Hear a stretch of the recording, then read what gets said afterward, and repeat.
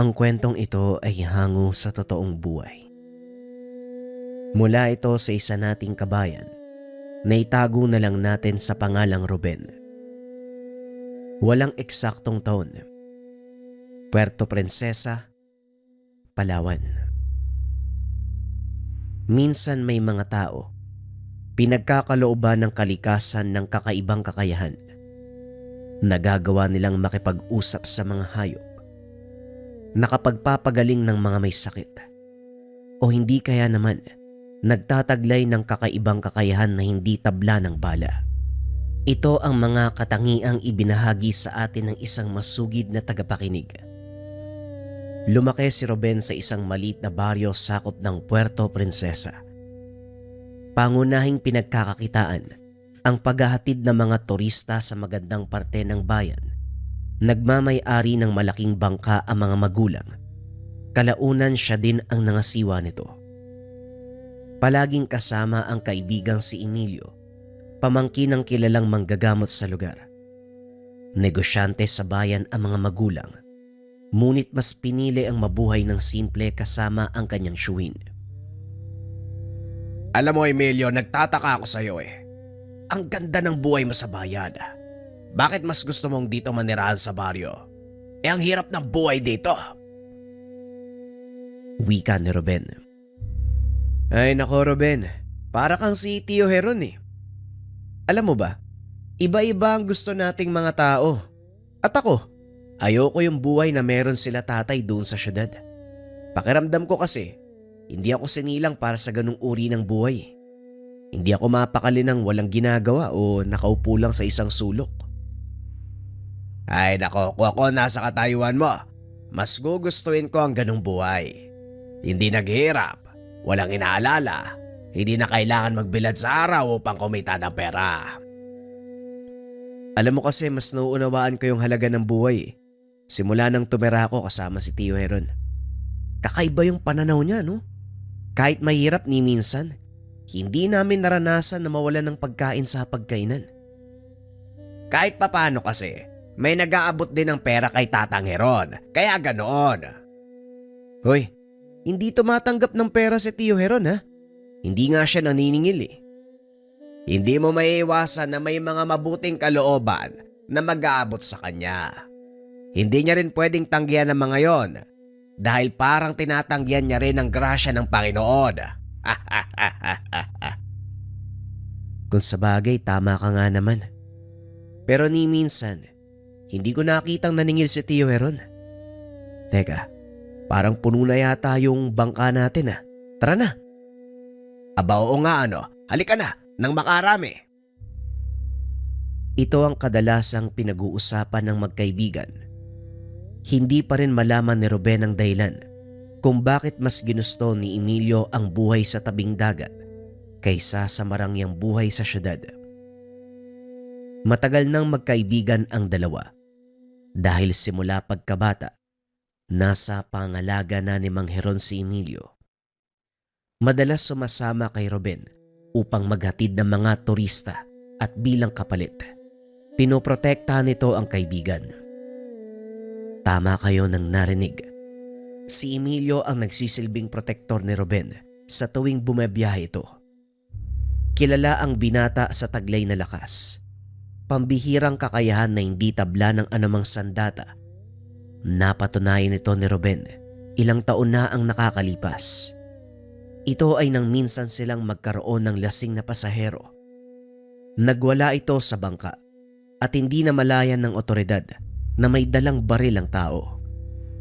Dahil inawat ni Ruben ang pasahero, inilabas nito ang dalang sandata at tinutukan ng binata.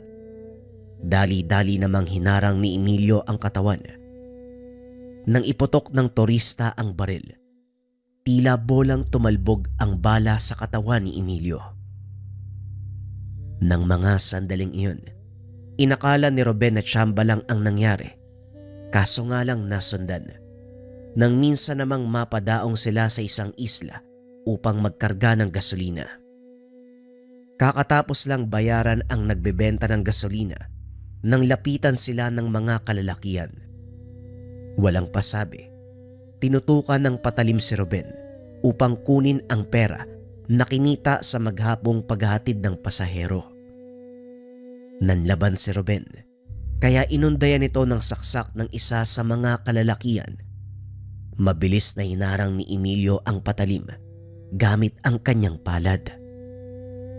Maniwala kayo sa hindi, nabali ang patalim nang tumama ito sa kamay ng binata.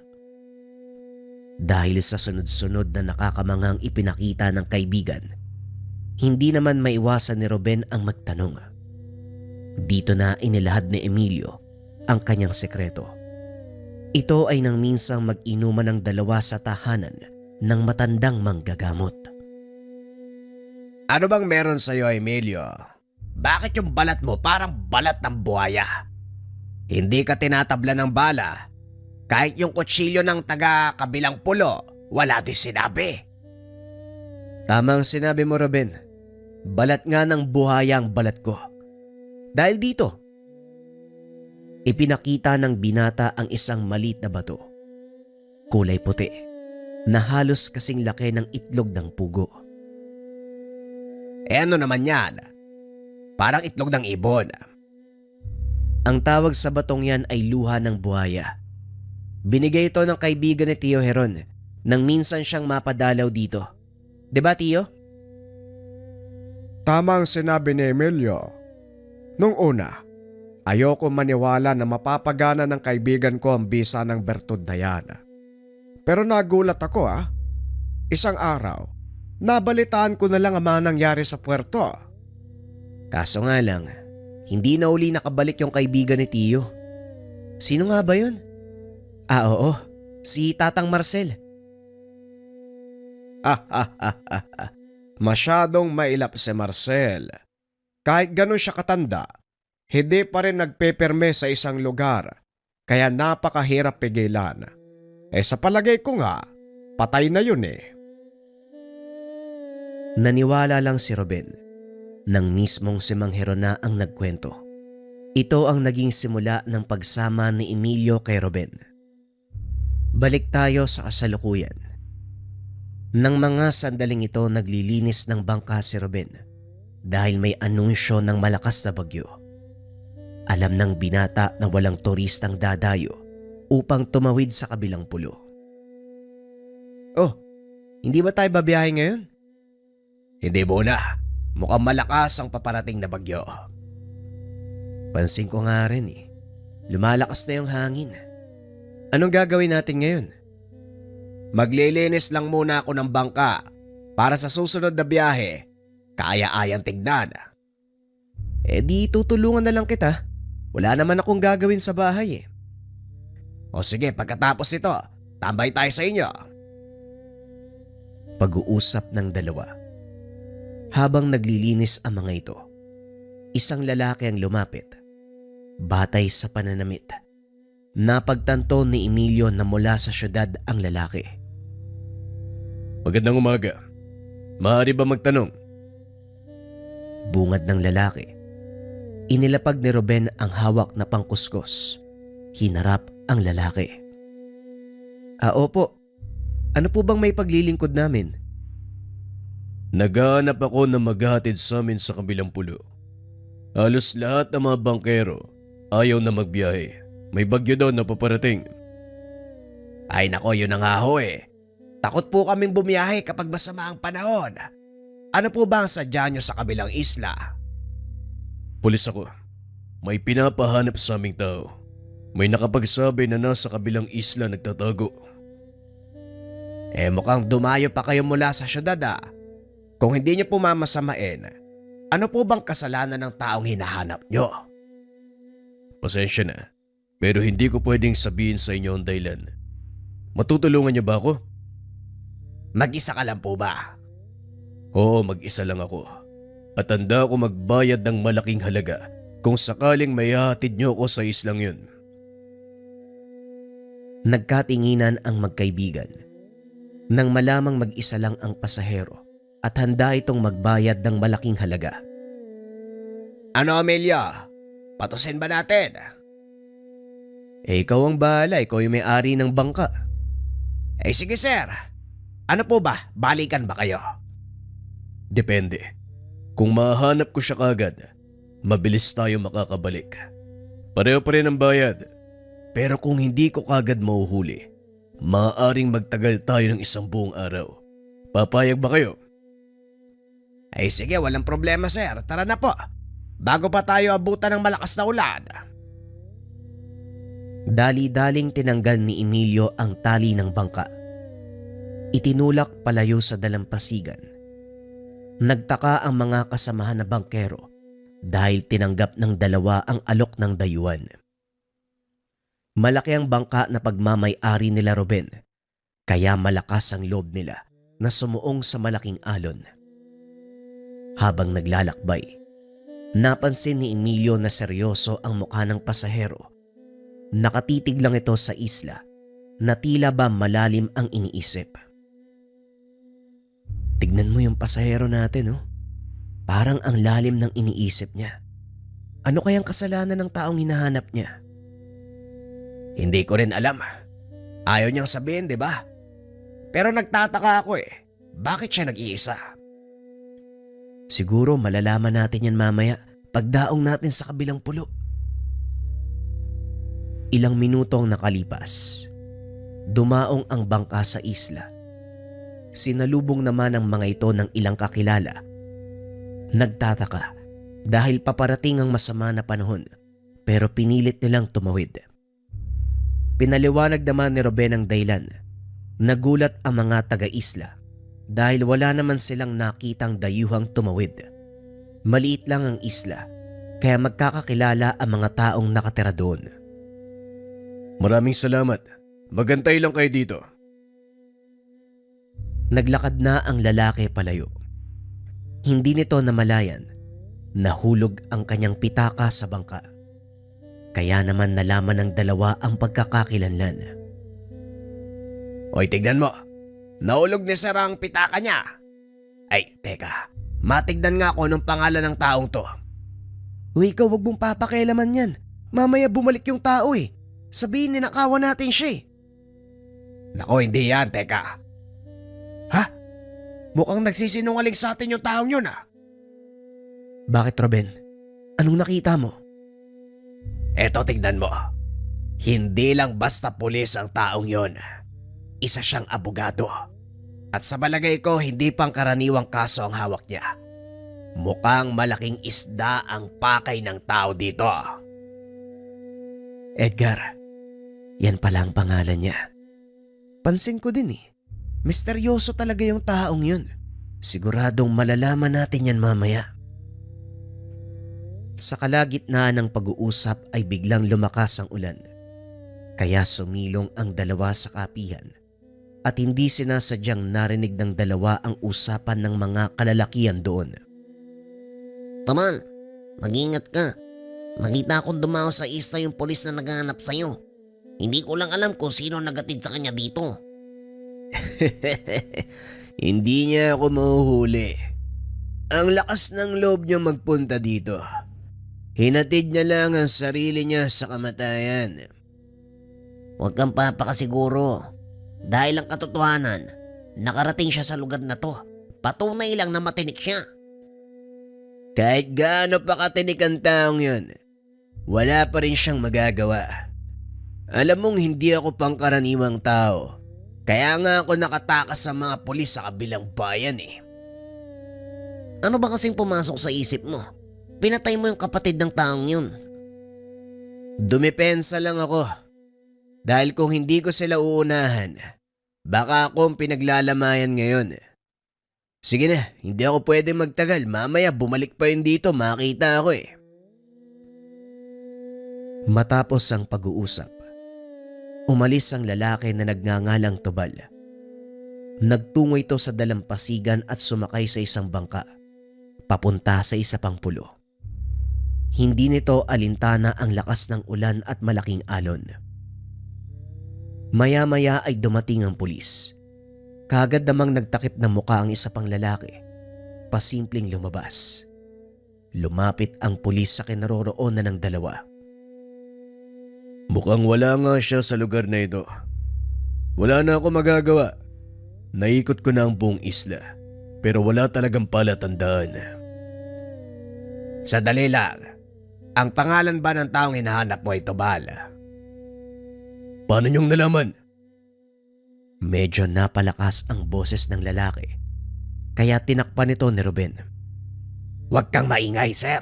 Halika na sa bangka. Sasabihin namin sa iyo mga nalaman namin. Dali-daling sinuong ng tatlo ang malakas na ulan upang siguradong ligtas ang lugar ng pag-uusapan. Sabihin niyo sa akin kung ano ang natuklasan niyo. Sandali lang, sir. Ikaw muna magsabi ng totoo. Ano ang kaugnayan mo sa taong yon? Hindi niyo kailangan malaman dahil manganganib ang buhay niyong dalawa. Simula nang tanggapin namin ang alok mo, nasa hukay na ang isang paa naming magkaibigan. Kaya walang mawawala kung sasabihin mo sa amin ang totoong nangyari. Ang taong yon ang pumatay sa kapatid ko. Oo, aminin kong personal ang lakad na ito. Pasensya na ako nadamay kayo. Pero kailangan ko ang tulong niyo. Hindi ka naman nagkamali ng lalapitan. Pero ang mali mo lang, hindi mo kagad sinabi ang katotohanan. Alam mo ba, kasama na namin dito kanina yung hinahanap mo. Teka, bakit hindi niyo pinigilan? Naku naman! Bakit namin pipigilan? Anong kinalaman namin dun? Kung una pa lang sinabi mo sa amin yung lahat, di sana hindi ka na nahirapan. Sayang, nahuli ko na sana ang taong yun. Hindi rin. Narinig ko sa kasama niya na hindi pangkaraniwang tao yung hinahanap mo. Tama ka. Merong kakaiba sa taong yun. May pagkapalos. Kaya nahihirapan akong hulihin. Matutulungan ka namin pero sa isang kondisyon. Sabihin mo sa amin ang totoong nangyari para alam namin kung ano ang kakaharapin. Tama. Total nandito na rin kami. Bakit hindi mo na lang lubos-lubosin? Ang tanong, mapagkakatiwalaan ko ba kayo? Ikaw rin mismo yung makakasagot sa tanong mo eh. Mukha ba kaming hindi mapagkakatiwalaan? Sa palagay mo nandito pa kami ngayon kung hindi ka pwedeng magtiwala sa amin? Gusto ko lang makasiguro. Dahil maraming beses na ako nagtiwala. Pero sa huli, nilalaglag nila ako. Ibahin mo kami, sir. Hindi kami sumisira sa salita. Sabihin mo sa amin ang lahat. Nagsimulang magkwento si Edgar. Ayon dito nagsimula ang lahat ng makaengkwentro ng kapatid nito, ang pangkat ni Tobal, at hindi inaasahang mapatay. Tinupad ng kapatid ko ang kanyang tungkulin, pero ito ang nangyari. Alam kong kasama sa pagiging pulis ang panganib, pero hindi pa siya dapat mamatay kung hindi nakita ni Tobal. Mukhang alam ko na ang dahilan kung bakit gano'n na lang ang pagdanais mong mahuli ang taong yon. Maliban sa pananagutan sa batas, malaki din ang pananagutan ng taong yun sa akin. Sa makatuwid, paghihiganti talaga ang pakay mo. Pakiusap. Unawain niyo ako. Hindi lang naman para sa akin ang ginagawa ko. May asawa at anak ang kapatid ko. Gusto nilang makamit ang hustisya. Matutulungan niyo ba ako o hindi? Parang may pagpipilian pa kami. Wala naman, di ba? Halika na, Ruben. Hindi pa nakakadaong yung bangka nun sa kabilang isla. Dali-daling pinaandar ni Ruben ng bangka. Mabuti na lang at tumila ang malakas na ulan. Kumalma ang karagatan. Nakarating sila sa isla na pinuntahan ng taong hinahanap ni Edgar. Papalapit pa lang sa dalampasigan, natanaw na ng mga ito ang bangka na sinakyan ni Tobal. Ayun na yung bangka ni Emilio. Pero anong ginagawa niya sa islang to? Wala namang nakatira dito. Mukhang alam ko na ang pakay ng taong yan sa lugar na to. Ang mabuti pa manatili kayo dito. Ako nang bahala sa kanya. Pero hindi mo alam ang kakayahan ng taong yun. Sigurado ka ba na kaya mo siyang sagupain kung sakali? Mas mabuti siguro kung sasama kami sa'yo. Mas mabuti nga ang ganon, Emilio. Baka may mga kasama yan eh. Tama ang kaibigan mo. Hindi mo alam ang kayang gawin ng taong yun. Pero hindi mo rin alam ang kayang gawin ng kaibigan ko. Halika na, bago pa makalpas ang taong yon. Pero teka, ano sa tingin mo ang gagawin niya dito? Akala ng mga tao, walang nakatira sa lugar na ito. Pero ayon kay Tio Heron, isang taong may kaalaman sa lihim na karunungan ng naninirahan dito. At sa palagay ko, yon ang sadya niya. Pag-uusap ng tatlo. Habang naglalakad, hinanda ni Edgar ang kanyang baril. Itago mo yan. Walang magagawa ang baril mo dito. Bakit naman? Paano mo nasabi? Kung tama ang hinala ko, maaaring hindi tinatabla ng bala ang kalaban natin. Dahil sa sinabi ni Emilio, itinago na lang ni Edgar ang kanyang baril. Kung gano'n, ano ang maaari nating gamitin dito? Kamao sir, yun lang ang kailangan mo dito. Halika na, bago pa tuluyang lumubog ang araw. Dali-daling naglakad ang tatlo. Sinundan ng mga ito ang yapak ng paa na papunta sa pinakagitnang bahagi ng isla. Hanggang sa marating ng mga ito ang isang maliit na kubo. Mukhang may tao sa kubo, Emilio. Anong plano mo? Dito lang kayo. Antayin niyo ang hudyat ko. Naglakad si Emilio papunta sa kubo. Marahang nagbukas ang pintuan. Lumabas ang isang matanda. Nakangiti ito sa kanila. Anong kailangan ng pamangkin ni Heron sa isla ko? Magandang gabi, Tandang Yoyong. May hinahanap akong tao eh. Isang puganteng hinahanap ng batas. Nakita namin dito siya pumunta eh. Pulis ka na ba ngayon? Bakit mo hinahanap ang taong yon? Hindi ako naghahanap sa kanya. Sinisiguro ko lang kung dito ba siya nagpunta. Paano kung sabihin ko sa'yo na hindi siya napunta dito? Masamang magsinungaling, Tandang Yoyong. Alam kong dito pumunta ang taong yon. Kaya ilabas mo siya. Pasensya na. Pero hindi ko ipagkakanulo ang aking mag-aaral. Kung gusto mo siyang mahuli, kailangan mo kong talunin. Ginagalang ko po kayo dahil mas matanda kayo sa akin. At naging magkaibigan kayo ni Tio Heron. Kaya hindi ko kayo lalabanan. Nakikiusap ako sa inyo eh. Gawin niyo po yung tama. Sa palagay ko tama ang ginagawa ko. Pinangangalagaan ko lang ang kaligtasan ng aking mag-aaral. Kung ganon wala na ako magagawa. Nakiusap po ko sa inyo, pero hindi kayo nakinig. Matapos magsalita ng binata, kagad siyang umalis. Inaya si Ruben na bumalik sa kanilang pulo. Bakit naman tayo babalik? Di ba ang sabi mo nandyan si Tubal? Tama ka, nandyan nga si Tubal. Pero mukhang kakailanganin natin ang tulong ng tiyuhin ko. Huwag ka nang magtanong. Kung gusto mong mahuli ang Tubal na yun, sundin niyo ang sinasabi ko. Halika na, Ruben. Walang nagawa si Edgar kung hindi sumunod kay Emilio. Pagdating sa tahanan ng binata, kinausap nito si Tatang Heron. Anong sinabi mo? May kinalaman si Yoyong. Kailan pa pinagtakpan ng matandang yon ang naging mag-aaral niya? Yun nga din ang tanong ko, Tiyo. Hindi ko alam kung bakit niya pinoprotektahan yung kriminal. Kilala ko si Yoyong. Alam kong hindi niya pagtatakpan ng maling ginagawa ng kanyang mag-aaral. Maliban na lang kung merong matinding dahilan.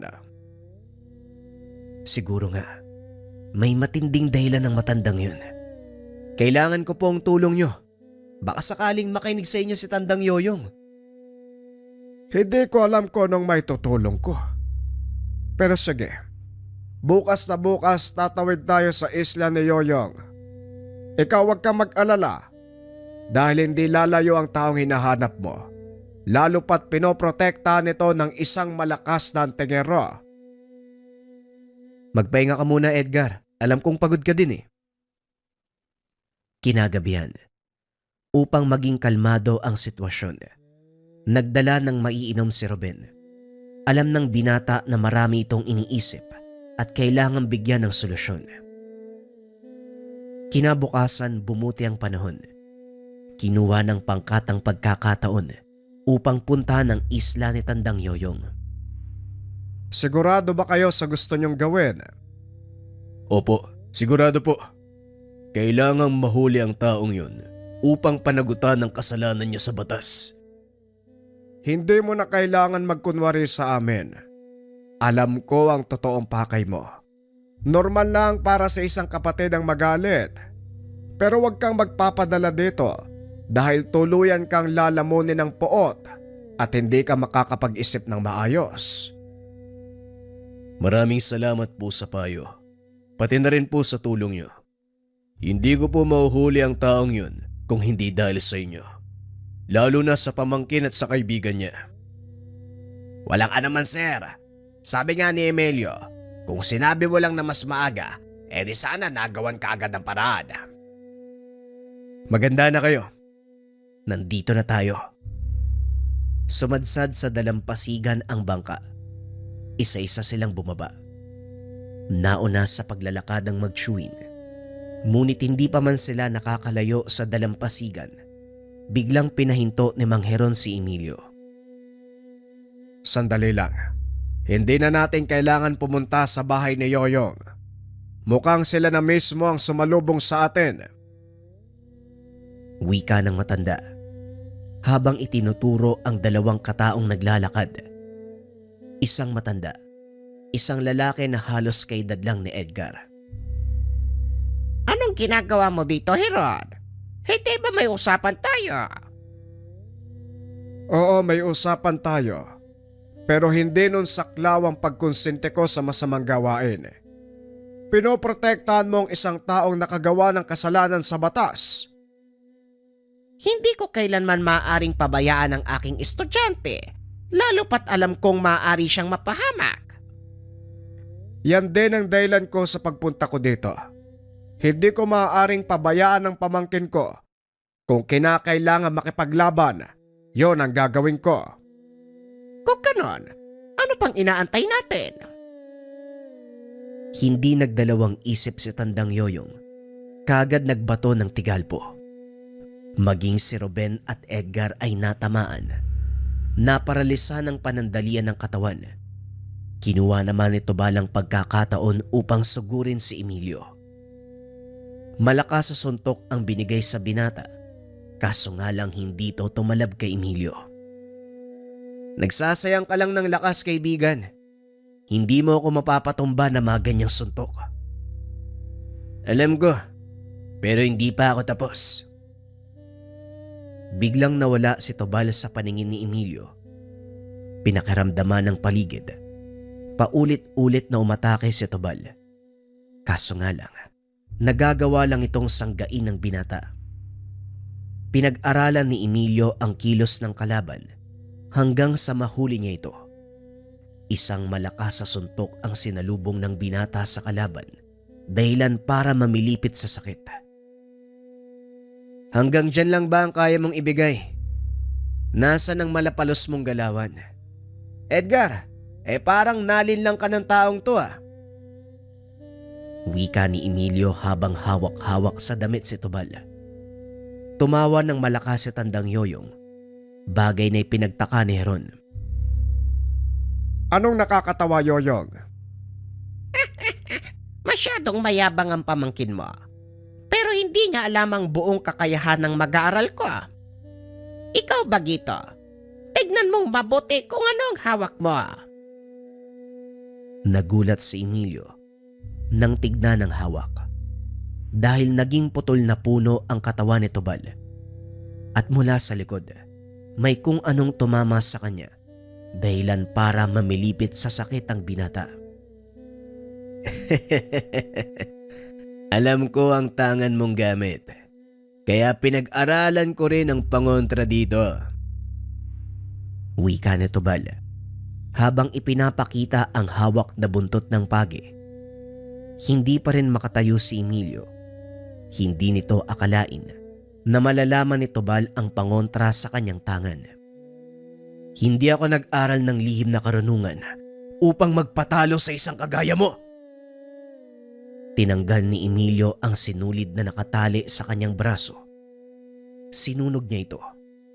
Naramdaman ni Mang Heron ang biglang pagtaas ng enerhiya ng pamangkin. Napangiti. Huminto sa pakikipaglaban. Sandali lang, Yoyong. Gusto mo bang makakita ng matinding laban? Anong ibig mong sabihin? Pagbasdan mo ang pamangkin ko, pati na rin ang mag-aaral mo. Dito mo makikita ang labanan ng dalawang malakas sa may tangan. Ay, kung sa bagay, matanda na tayo para mag-aksaya ng lakas sa pakikipaglaban. Manood na lang tayo sa dalawang yan. Naupo ang dalawang matanda. Pinanood ang mga nakababatang antingero. Nasa kalagitnaan ng matinding labanan ng dalawa. Kapwa hindi nagpapatalo hanggang sa mapuruhan ni Emilio si Tubal. Napalood ito at pilit na tumatayo. Ibinaba ni Emilio ang depensa dahil alam niya na walang laban si Tubal.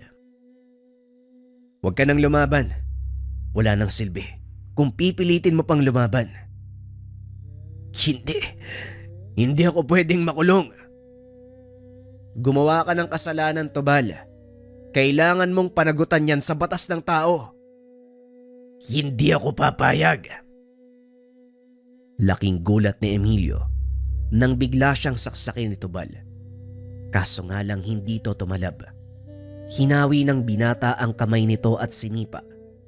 Napaiga sa lupa si Tubal at para hindi na makakilos, inapakan nito sa dibdib ni Emilio. Tama na, Tubal. Wala nang saysay ang labang to. Sumuko ka na. Tumayo si Tandang Yoyong. Nilapitan ang estudyante.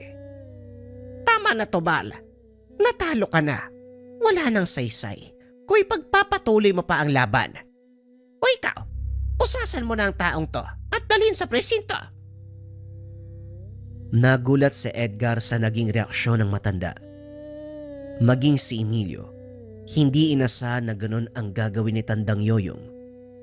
Binusasan ni Edgar si Tubal. Sinakay sa bangka. Ang akala ko ho ba, hindi mo isusuko ang estudyante mo? Hindi naman ako konsentidor. Sinubukan ko lang kung talagang pipiliin ni Tubal ang pagiging masamang tao. At nung panahong nagpunta ka dito, kinausap ko ang taong yon. Po, anong sinabi niyo? Pinapili ko siya kung paninindigan niya ang pagiging masama o susuko at hahanapin ang ginawang pagkakamali. Nakipaglaban siya sa pag-asang makakatakas. Ngunit siguro napagtanto niya wala ding patutunguan ng pagtakas sa batas kaya pinili niyang sumuko. Ang totoo, ramdam ko rin eh. Nagpipigil si Tubal ng lakas niya. Malaki ang potensyal ni Tubal kung gagamitin niya sa tama. Matapos ang pag-uusap, umalis na si Edgar kasama si Tubal. Laking pasasalamat nito sa dalawang binata, gayon din sa dalawang nakakatandang manggagamot. Ilang araw ang nakalipas. Muling nanumbalik sa dating trabaho ang dalawa. Kaso nga lang, ilang taon ang lumipas. Isang balita ang tuluyang nagtulak kay Emilio na bumalik sa piling ng mga magulang. Ito ay ang kanilang pagkamatay sa hindi inaasahang pagkakataon. Nagpaalam ang binata sa kaibigan at sa tiyuhin, kasabay ang pagpapaalam sa nakalakihang buhay. Ngunit paminsan-minsan ay dumadalaw pa rin sa puerto upang makipag-inuman sa kaibigan. Bagaman nakalayo na, hindi pa rin nagbago ang pagkakaibigan ni Ruben at Emilio. Sa tuwing magkasama, napag-uusapan nila ang mga karanasan nang minsan nilang maranasan ang lakas ng tangan ng bertud ng buhaya.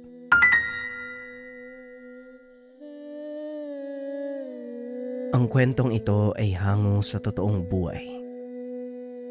Mula ito sa isa nating kabayan na itago na lang natin sa pangalang Fred. Walang eksaktong taon. Probinsya ng Davao. Hoy pre, parang may nakitang patay dun sa gilid ng daan kanina. Yan na naman yung balita. Alam mo ba yung tungkol doon? Wika ni Martin. Oo, yung matandang babae. Ang sabi pa nila sa baryo kanina, kilalang mambabarang daw yung babaeng yun. Buti nga sa kanya eh. Marami na sigurong pinahirapan yung lintik na yun eh. Tugon ni Elias. Hindi pa naman sigurado kung talagang mambabarang nga siya. May mga kamag-anak na nagpunta para kunin yung bangkay eh. Pero wala ni isa sa kanilang nakausap na mga pulis. Normal lang yun no? Ikaw ba naman? Sasabihin mo bang mambabarang yung mga kamag-anak mo? Natural hindi sila magsasalita tungkol sa usapin na yun. Eh paano mo nalaman na may namatay? Pangatlo ka nang dumaan dito sa bahay na nagsabi tungkol dyan. Halika na nga, samahan mo ako sa bukid. Maghahatid ako ng pagkain kay tatay. Nang mga panong ito, nakatira ang magkaibigang Elias at Martin sa isang maliit na baryo. Medyo malayo na sa bayan ng lugar at nasa bandang paanan ng kilalang bundok sa probinsya ng Davao. Ang pangunahing pinagkukunan ng pagkain ay pagsasaka at pagtatanim ng gulay. May ilang ding nagtatrabaho sa pataniman ng prutas sa lugar. Mataba ang lupa sa probinsya, dahilan kung bakit maganda ang tubo ng mga prutas. May sariling lupang sakahan sina Elias at ito ang pinagkakaabalahan ng mga magulang ng binata. May mga tanim silang singkamas, mais at kung ano pang mga pananim na maaaring ibenta sa merkado. Nakasanayan na ni Elias ang ganitong pamumuhay. Simula bata katuwang na ito ng ama sa pag-aalaga ng kanilang mga pananim. Hanggang sa matutunan nito ang lahat ng pamamaraan para makapagpatubo ng magandang klase ng mga gulay. Halos hindi na sulit ni Elias ang pagkabinata. Mas inuna nito ang pagtatrabaho sa kanilang bukirin kaysa makipaglaro o sumama sa mga kaibigan. Iisang tao lang ang lubusang nakaunawa sa binata. Ito ang kaibigang si Martin. Halos sabay lumaki ang dalawa. At dahil magkalapit lang ang tahanan, ito ang naging kalaro ni Elias simula pagkabata. Pareho ding magsasaka ang mga magulang at halos magkatabi lang ang lupang sinasaka ng mga ito. Paminsan, sabay pa silang naghahatid ng baon sa kanika nilang mga magulang na nagtatrabaho sa bukid. Abala ang mga ito lalo na kapag panahon ng taniman at pag-aani. Halos buong araw silang nagtatrabaho at kung minsan inaabot pa ito ng gabi. Nakasanayan na ng magkaibigan ang ganitong mga gawain at para sa kanila, laro na lang ang pagtatanim at pag-aani ng mga kulay. Dahil na rin sa trabahong ito, nagkaroon ng hindi pangkaraniwang karanasan sa Elias. Bagaman laki sa kabundukan at sa makalumang estilo ng pamumuhay, hindi naniniwala ang binata sa mga pamahiin, lalo na sa mga kwento ng nakakatanda tungkol sa mga engkanto, aswang at iba pang may kinalaman sa kabilang dimensyon. Para sa kanya ang lahat ng ito ay pawang imahinasyon lang ng mga taong pinagmula ng kwento. Ginagawang panakot sa mga bata upang hindi lumabas ng tahanan pagsapit ng dilim. Ano, Elias? Kayo na lang ba ni Martin yung tatapos sa pagdadamo sa taniman? Masakit na ang likod ko eh. Opo tay, kami na po ang bahala doon. Konti lang naman yun eh. Hindi na siguro kami aabuti ng tanghalian. O sige, talin mo na ang kalabaw at pakainin mo sa gilid ng saba para mabawas-bawasan naman ang mga damo doon. Ingatan mo lang na huwag mapunta sa taniman ng pechay at baka. Wala tayong aanihin. Napakatakaw pa naman ng kalabaw na yan.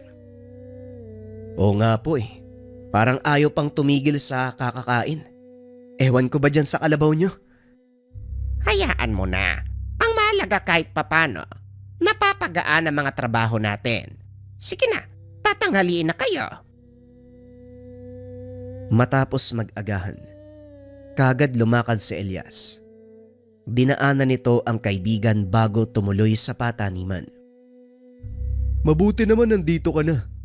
Nagbaon ka ba ng makakain? Hindi na, sandali lang naman ang trabaho natin doon eh.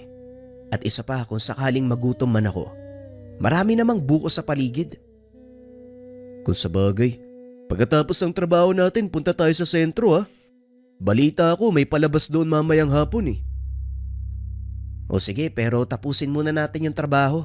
Baka magalit si na tatay. Habang naglalakad, hila-hila ni Elias ang alagang kalabaw. Nang bigla itong mapahinto, dahil tumigil din sa paglalakad ang alaga, kamuntikan pang matumba ang binata at nang lingunin ito para pagalitan ang kalabaw, nakita ni Elias ang isang matandang lalaking nakatayo sa gilid ng daan. Magandang umaga sa inyo mga utoy. Maaari ba akong makahingi ng tubig? Naubos na kasi ang dala ko. Magandang hapon din po. Ito po tatang oh. Amin na po yung lagayan nyo. Sasalinan ko. Inabot ng matanda ang sisidlan na gawa sa buho ng kawayan. Sinalinan nito ng tubig at binalik sa matanda. Diretsuhin nyo lang po yung daanan na yan. Tapos lumiko po kayo sa unang kanto. Diretso uli. Paglagpas nyo ng sagingan, yun na po yung sentro. Maraming salamat, Iho. Sige na, mukhang naabala ko kayo ng sobra. Walang anuman tatang. Mag-iingat po kayo. Napansin ni Elias na tila ilag ang kalabaw sa matanda.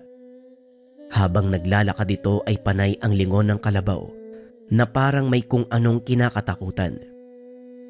Napansin mo ba Elias? Parang sobrang tanda na ng taong yun ah. Tapos ang layo pa yata ng pinanggalingan. Oo nga eh. Sa palagay ko doon siya nakatira sa kabilang nayon. Malapit sa Kagulangan. Puro katutubo na ang nakatira doon ah. At saka kung doon ang galing ang matandang yun, bakit mag-isa siyang naglalakbay? Hindi ba? Grupo kung bumaba ng bayan ng mga katutubo. Hindi naman siguro katutubo ang matandang yun. Hindi itim ang balat niya eh. Pero nakita mo ba yung mga tattoo niya sa braso? Pati yung suot niyang mga kwintas? Hindi ko namalayan Elias eh. Bakit? Ano bang meron? Basta, parang may kakaiba sa matandang yun eh. Ay nako, hayaan mo na. Halika na, mataas na ang araw. Nagpatuloy sa paglalakad ang dalawa hanggang sa makarating ang mga ito sa taniman ng gulay. Sinimula ng trabaho at bago man ang halian, nagawa nila itong tapusin. Nagkayayaan ang dalawa sa bahay na lang ni Martin mananghalian. Pagdating sa bahay ng kaibigan, napansin nila ang napakadaming tao. Hindi niya na itatanong, kapitan ng baryo ang tatay ni Martin at ang mga panauhin sa tahanan nila ay mga kagawad at tanod. Naku, mukhang dito nagdaos ng pagpupulong sina tatay ah. Doon na lang tayo sa likod dumaan para hindi makaistorbo. Naglakad ang dalawa paikot sa kusina. Pagpasok sa tahanan, narinig ng mga ito ang pinag-uusapan ng mga tao. Ayon sa mga kagawad, may natagpuan na namang patay sa kabilang baryo. Masyadong brutal ang pagkakapatay dahil pinugutan ng ulo ang biktima. Isinabit sa mahabang buho ng kawayan. Mukhang talamak na talaga ang pagpatay sa lugar natin ah. Ano kaya sa tingin mo yung dahilan? Hindi ko alam Elias eh. Pero yung namatay nung nakaraang araw, ang sabi nila mambabarang daw yun eh. May ilang ding nagsabi na aswang. Hindi ko alam kung anong paniniwalaan ko doon eh. Kung ako ang tatanungin mo, hindi ako naniniwala sa mga ganun. Bakit? May pruweba ba sila? Wala nga eh. Sabi-sabi lang naman din yung narinig ko. Pero malay natin, totoo. Baka may ginawa nga masama ang taong yun, kaya siya pinapatay. Ewan ko lang ha. Pero sabi mo nung nakaraang araw, matandang babae yung pinatay, diba? Sa tingin mo, gagawa ba ng masama ang isang matanda? Baka naman napagdiskitahan lang ng mga walang magawa dyan sa kanto. Ay naku, bakit ba natin pinagtatalunan ng bagay na yan? Kumain na nga lang tayo. Habang kumakain ang magkaibigan, patuloy sa pag-uusap ang mga kagawad. Panandaliang pumasok ng tahanan ang tatay ni Martin upang kumuha ng tubig. Oh, Martin! Nandito na rin pala kayo. Kumusta ang taniman? Maayos naman po tay, pero teka, narinig namin may pinatay na naman. Oo kagaya nung nauna. Babae pa rin mula sa kabilang baryo. Usap-usapan na naman na mangkukulam daw ang babaeng yon, kaya sinintensya ng kung sinong berdugo. Napailing na lang si Elias dahil sa palagay nito. Ginagawa ng dahilan ng mga tao ang mga mambabarang at mangkukulam para pumatay. Pasensya na po kapitan pero parang ginagawang dahilan ng mga tao ang mga mambabarang at mangkukulam Parang yun yung nilulusot nila para pumatay ng tao. Yan din ang akala ko. Pero isa sa mga kagawad mula sa kabilang baryo ang nag-imbestiga. Pinuntahan nito ang tahanan ng biktima. May mga nakuwang libreta, mga bungo ng tao, larawang nakasilid sa garapon, at manikang gawa sa dayami. Ang ilan nga, may mga nakatusok pang karayom. Meron po ba talagang mga ganun kapitan? Totoo po ba yan? Mahirap mang paniwalaan, pero may mga tao talagang humihiram ng kapangyarihan sa kadiliman upang makapanakit ng iba. Kung totoo man ang paratang sa babaeng pinatay, aba dapat pasalamatan ng taong gumawa nun sa kanya. Ang problema, walang nakakita kung sino. Matapos sagutin ang tanong ng dalawa, muling bumalik ang kapitan sa pakikipag-usap sa mga kagawad. Tapos nang kumain ang dalawa, ngunit nakalimutan ni Elias na kunin ang alagang kalabaw.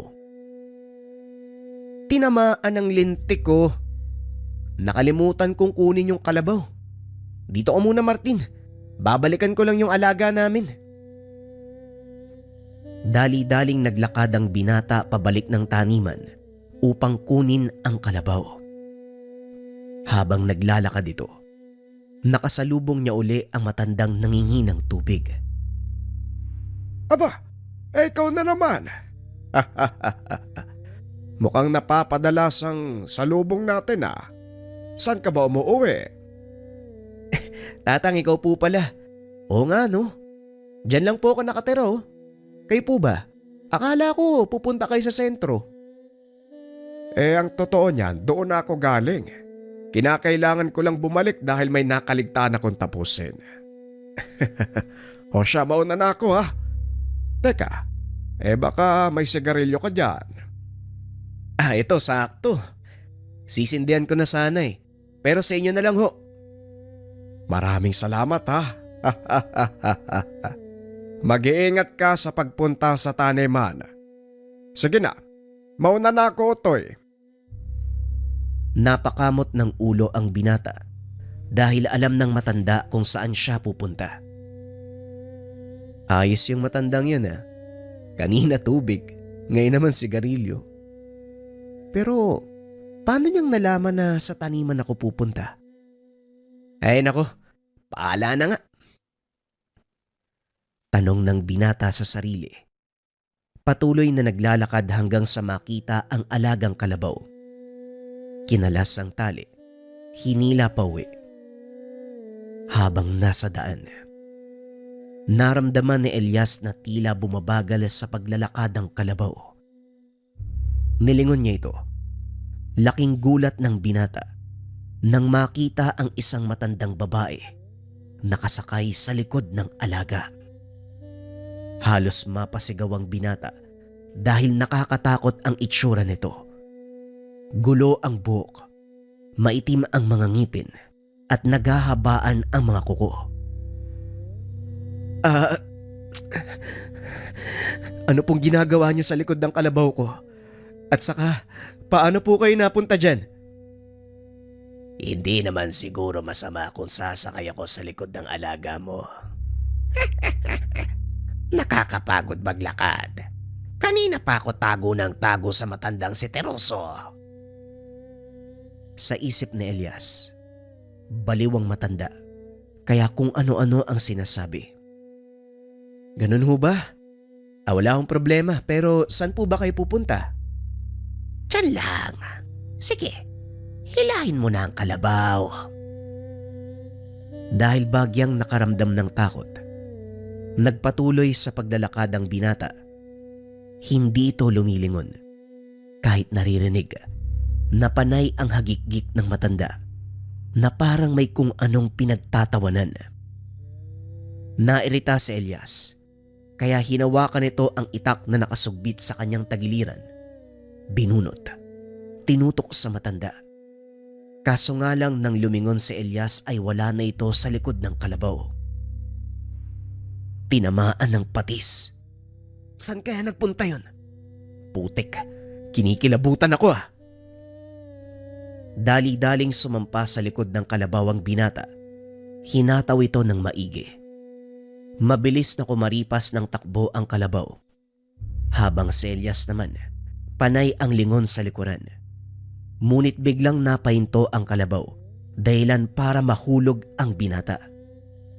Nang tignan niya kung ano ang dahilan, nakita nito ang matandang babae. Mukhang magagamit kita. Tumayo ka, bata. Sundin mo ang lahat ng sasabihin ko kung ayaw mong matulad sa alaga mo.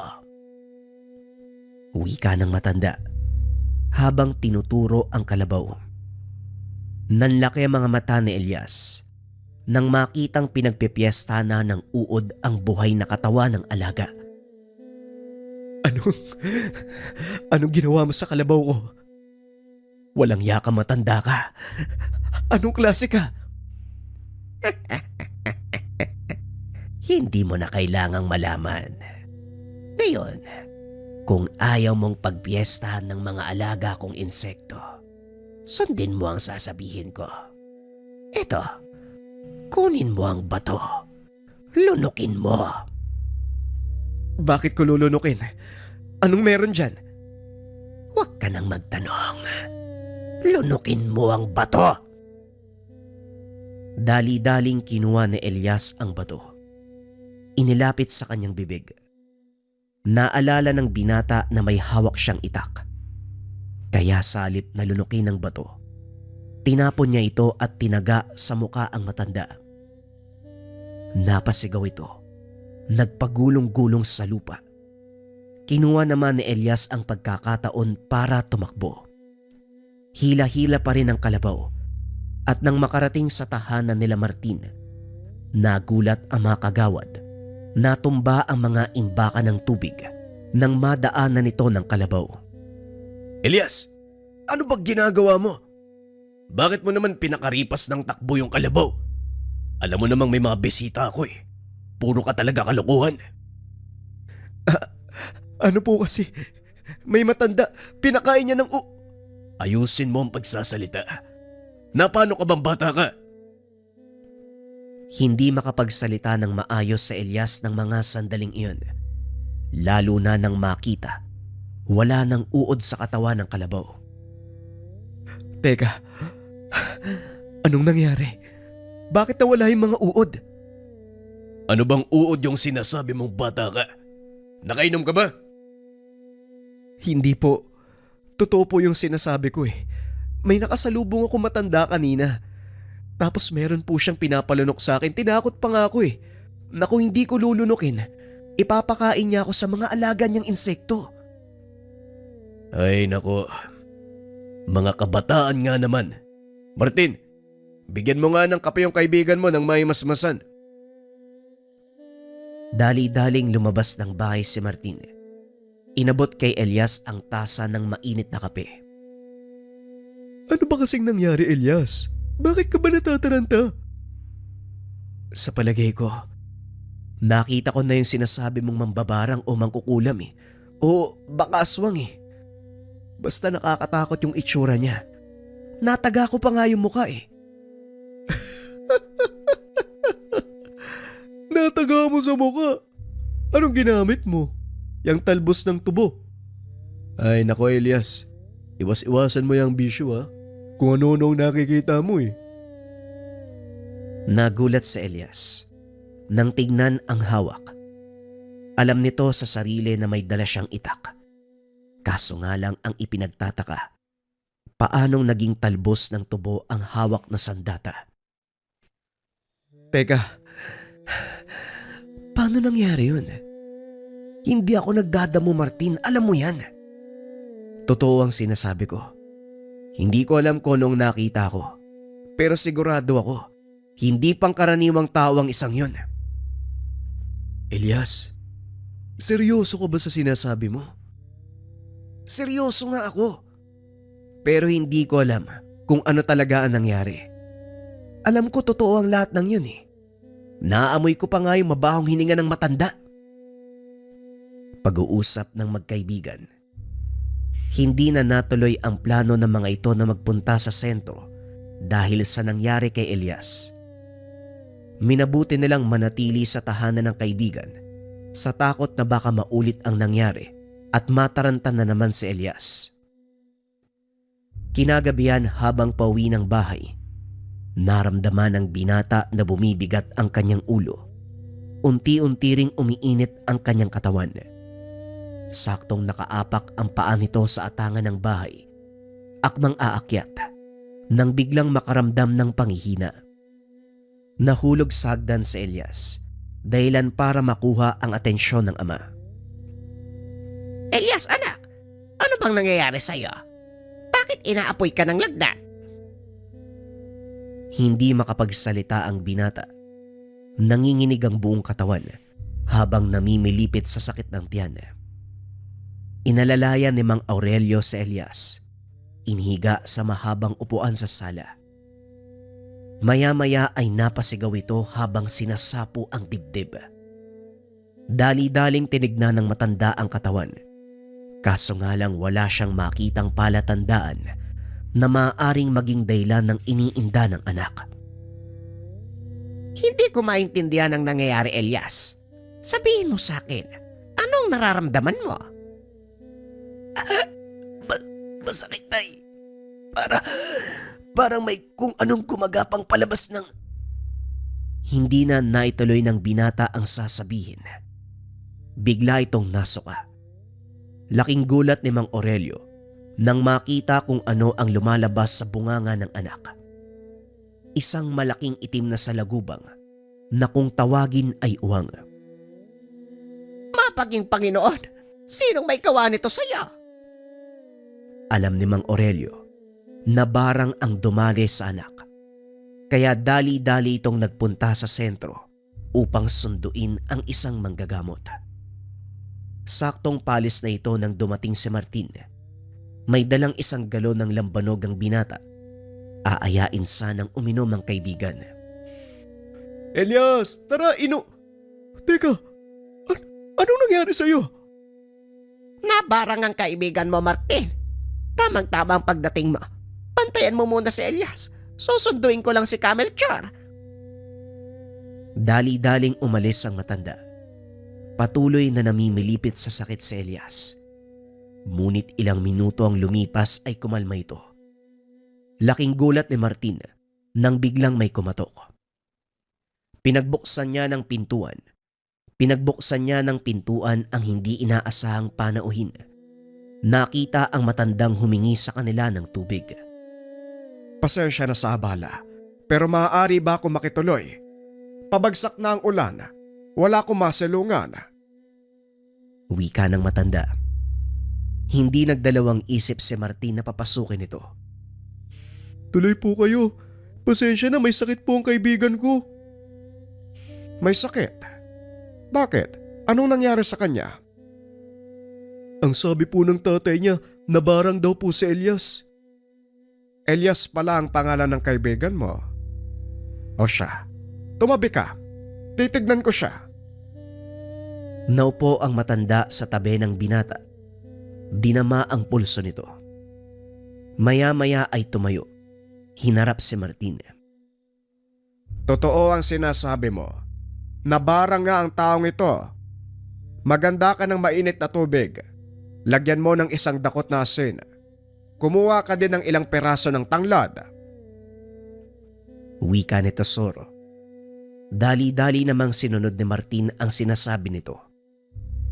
Pagbalik ng binata, nakita niyang nilalagok ng matanda ang dalang lambanog. Nandito na. Ay, naku, walang ya. Talagang nakita mo pa yung lambanog ko, ha?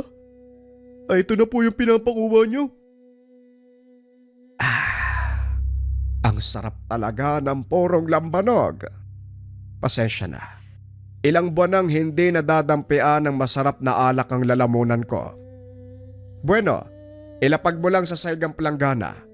Amin na yung tanglad. Inabot ni Martin ang dahon ng tanglad sa matanda. Hinaplos ito at sa pagitan ng bawat pag-ihip, may inuusal na salita. Matapos ay pinapagpag nito ang dahon ng tanglad sa buong katawan ni Elias. Napasigaw ang binata na parang napapaso.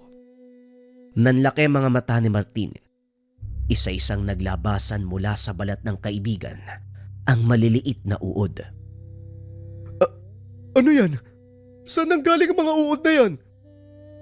Ang tawag sa mga uod na yan ay tamasok. Lumayo ka dahil tumatalon sila. Lumilipat sa kung anumang makapitan. Kaya nilang butasin ang balat mo sa pamamagitan ng laway.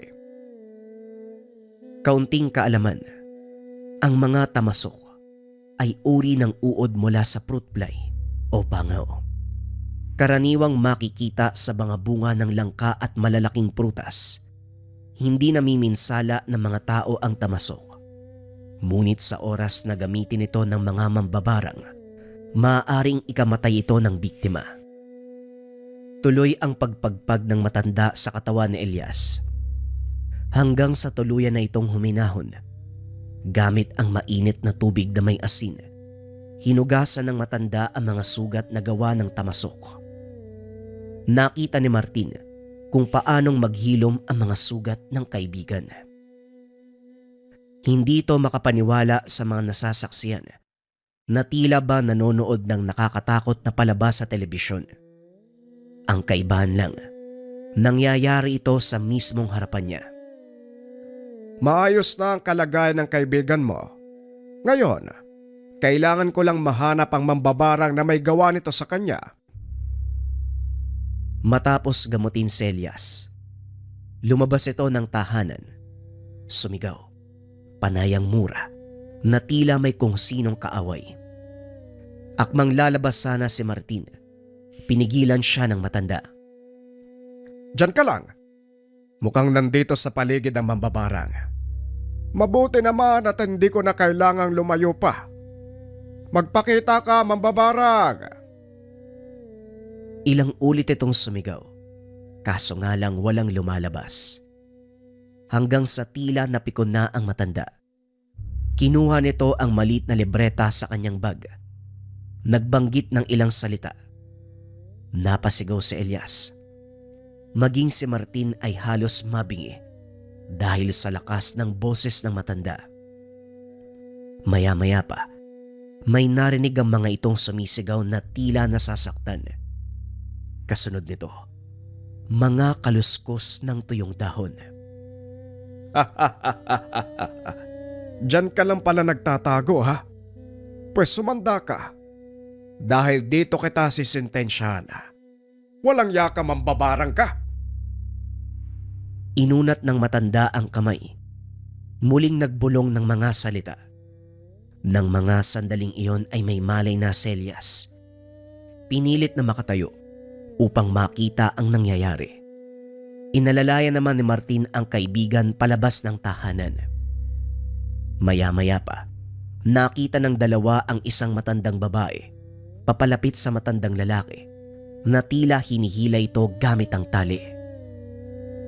Sa tingin mo makakatakas ka sa akin? Pasensya na, mambabarang. Pero wala pang kagaya mo ang nakaligtas sa kapangyarihan ko. Inilabas ng matanda ang latigong nasa bag. Walang awang hinagupit ang mambabarang. Napasigaw ito sa sobrang sakit. hanggang sa magmakaawa para sa kanyang buhay. Pakiusap, Tesoro. Huwag mo ko patayin. Hindi na ako ulit. Lalayo na ako sa lugar na to. Pasensya na, pero hindi na kita bibigyan ng ikalawang pagkakataon. Sa dami ng pinerwisyo mo, wala nang kapatawaran para sa'yo. Muling hinagupit ng matanda ang mambabarang.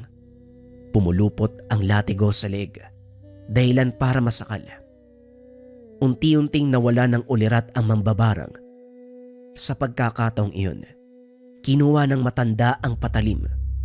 Pinugutan ng ulo ang matandang babae. Isinabit nito sa mahabang buho ng kawayan ng ulo ng mambabarang, habang ang katawan itinali sa nakatayong poste. Maya-maya ay dumating si Mang Aurelio kasama ang manggagamot. Nagulat ang mga ito nang makita ang patay na katawan ng matandang babae. Nakatayo sa tabi nito ang matandang lalaki na may hawak ng itak. Hindi ako maaari magkamali. Si Tandang Tesoro ang taong yan. Siya palang may gawa ng lahat ng to. Kung ganon, totoong mambabarang ang mga pinatay nung mga nakaraang araw at ang matandang ito ang may gawa. Hindi na nagsalita si Mang Tesoro. Matapos patayin ng mambabarang ay umalis na. Hindi na nagawang habulin dahil nawala sa dilim. Lumaganap sa bayan ng pangyayari. Simula noon nawala ang pangamba ng mga tao dahil alam nila si Mang Tesoro ang may gawa nito. Dito lang napagtanto ni Elias. Kilalang mamamatay mambabarang at aswang ang matandang minsan niyang tinulungan. Malaki ang pagpapasalamat ng binata. Binigyan siya ng ikalawang pagkakataon para mabuhay at makilala at makasama ang isang ermitanyo na pumapatay ng mambabarang.